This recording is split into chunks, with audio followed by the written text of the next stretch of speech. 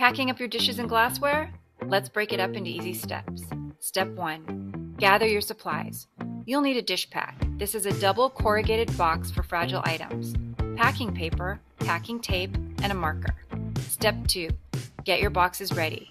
Open the moving box and turn it upside down. Tape the bottom shut. Place one piece of tape over the opening of the box and place 2 pieces of tape over the middle. Tape around the bottom of the box for extra support. Pack the bottom of the box with crumpled packing paper for extra cushioning. Step 3. Wrapping. Start with the heaviest items first. Wrap your plates with 1 or 2 sheets of packing paper. It might surprise you, but the safest way to pack your plates is on their side vertically. As you add more wrapped plates in the box, align them vertically in a row. Move on to bowls and mugs, leaving glasses and teacups last.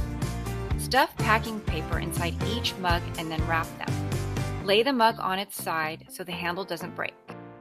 Wrap your glasses with 1 or 2 sheets of packing paper. Place them vertically into the box, filling any empty space with packing paper so they have 0 wiggle room. Step 4.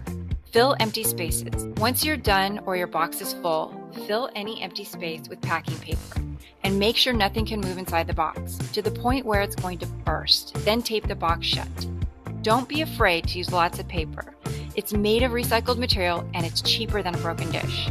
Tape your box shut just like you did the bottom, adding tape around the bottom of the box for extra support. Don't forget to label your box with its contents and which room it belongs in. Don't want to pack? Give us a call and we can do it for you.